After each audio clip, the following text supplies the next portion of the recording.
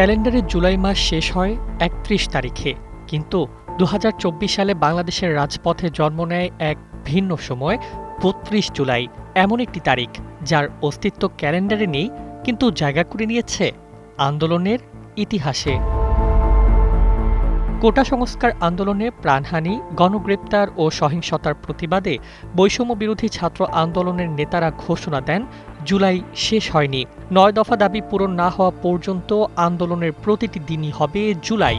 সেই প্রতীকী ঘোষণা অনুযায়ী ১ আগস্টকে নাম দেওয়া হয় ৩২ জুলাই।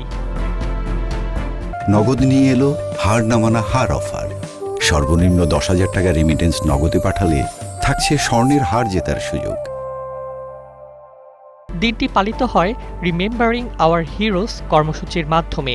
দেশের বিভিন্ন বিশ্ববিদ্যালয়, শিক্ষা প্রতিষ্ঠান ও জেলায় শহীদদের স্মরণে নীরবতা, চিত্রাঙ্কন, গ্রাফিতি, দেয়াল লিখন, মোমবাতি প্রজ্বলন এবং স্মৃতিচারণার আয়োজন করা হয়। অনলাইনেও হ্যাশট্যাগ রিমেম্বারিং আওয়ার হিরোজ ও জুলাই মেসাকার হ্যাশট্যাগে ছড়িয়ে পড়ে প্রতিবাদের ঢেউ। কোথাও কর্মসূচিতে বাধা, কোথাও ধাওয়া পাল্টা ধাওয়া, আবার কয়েকটি স্থান থেকে শিক্ষার্থী আটকের খবরও আসে। এই দিনের আরেকটি বড় ঘটনা ছিল ঢাকা মহানগর গোয়েন্দা পুলিশের হেফাজতে থাকা বৈষম্য বিরোধী ছাত্র আন্দোলনের ৬ সমন্বয়কের মুক্তি। আন্দোলনকারীরা এটিকে জনচাপের ফল হিসেবে দেখেন এবং মুক্তির পর আন্দোলন চালিয়ে যাওয়ার ঘোষণা দেন। একই দিনে সরকার সন্ত্রাস বিরোধী আইন ২০০৯-এর আওতায় বাংলাদেশ জামায়াতে ইসলামী, ইসলামী ছাত্র শিবির ও সংশ্লিষ্ট সংগঠনগুলোকে নিষিদ্ধ করে প্রজ্ঞাপন জারি করে। এর পরপরই বিভিন্ন স্থানে অভিযান ও ধরপাকড় শুরু হয়, যা নতুন রাজনৈতিক বিতর্কের জন্ম দেয়। এদিকে শিল্পী, শিক্ষক, নাগরিক সমাজ এবং প্রবাসী বাংলাদেশিরাও শহীদদের স্মরণ ও সহিংসতার প্রতিবাদে কর্মসূচি পালন করেন।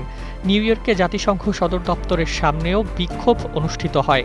একই সময়ে জাতিসংঘ বাংলাদেশে সহিংসতার ঘটনার তদন্তে প্রয়োজনীয় সহায়তা দিতে প্রস্তুতির কথাও জানায়। ক্যালেন্ডারের বাইরে জন্ম নেওয়া ৩২ জুলাই তাই শুধু একটি প্রতীকী তারিখ নয়, এটি শোক, প্রতিরোধ, রাজনৈতিক সিদ্ধান্ত এবং গণ আন্দোলনের নতুন অধ্যায়ের এক ঐতিহাসিক স্মারক, যা বাংলাদেশের সাম্প্রতিক ইতিহাসে দীর্ঘদিন আলোচিত হয়ে থাকবে।